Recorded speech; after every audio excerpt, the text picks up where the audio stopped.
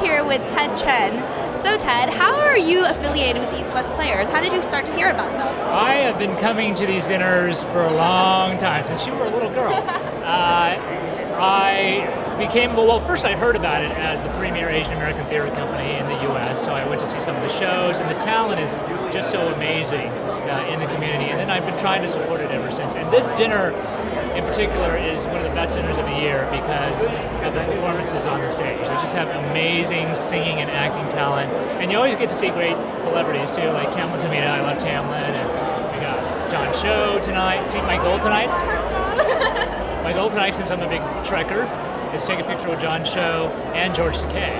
Oh, at the same time? Both Zulus, side by side. Wouldn't that be cool? You mean you haven't done it already? No, I've got one with George Takei, and I've interviewed John a few times when he just started out with Better Luck Tomorrow, and he was just this, big startup actor. Now he's this huge star, so I don't know if I'll be able to get close to him. It's okay. He's still your friend, I'm sure. You never get too famous. Remember me, yeah. No, but he's such a grounded, nice guy, so, hasn't gone to his head yet, as far as I know. And he's Harold.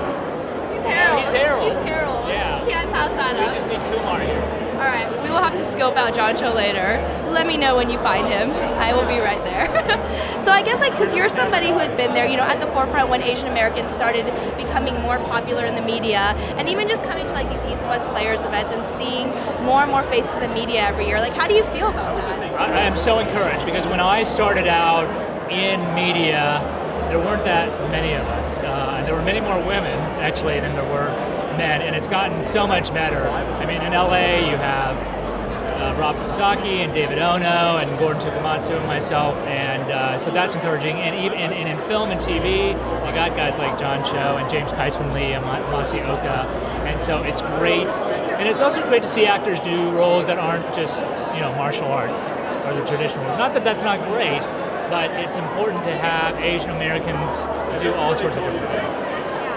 Definitely, and I think it's definitely getting a lot better, but at the same time, there still are those roles. And you were saying about how it's a lot more difficult for men. Why do you think that is? Interesting. I think, we talked about this because I think, we know the stereotypical Asian American parent, the last thing they want their kid to go into is acting, right? They freak out at that notion because they want, good intentions. They want the best for their children, and they think acting is too unstable and unpredictable. And so I think the pressure, especially on men, to go into something like medicine, engineering, business. And so for a lot of years, the Asian men went into that and they didn't go into the arts. But now I think there's more risk-taking, parents are more supportive, and there are a lot more Asian men who are willing to say, hey, I want to do this, I have the talent, and they're succeeding, so it's great. So then how did your parents take it at first?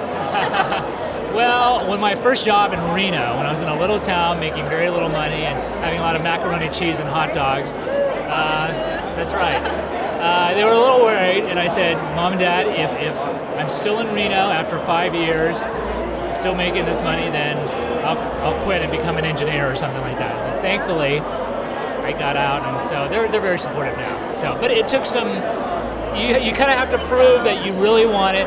And what parents always tell you, I think Asian parents and all parents, is okay, if you're going to do something, make sure you do it the best of your ability and try to be at the top of your field. So that's what my parents said too. So.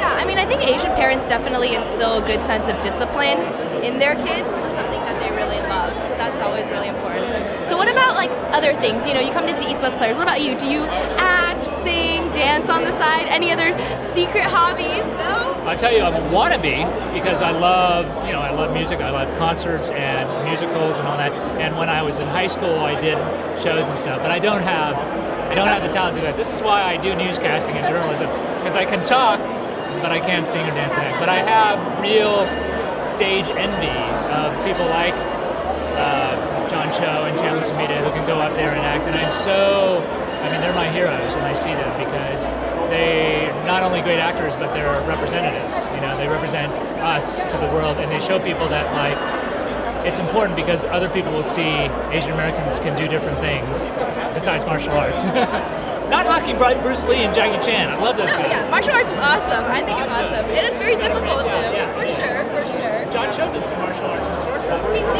did. And it was in a cool way. It was on a spaceship. I mean, at first I thought, okay, does Sue have to be a martial artist? And I'm like, okay, he's pretty cool doing it. He's more than that. He makes it cool. He makes it cool. Okay, great. Well, thank you so much, and enjoy the show. Thank you very much.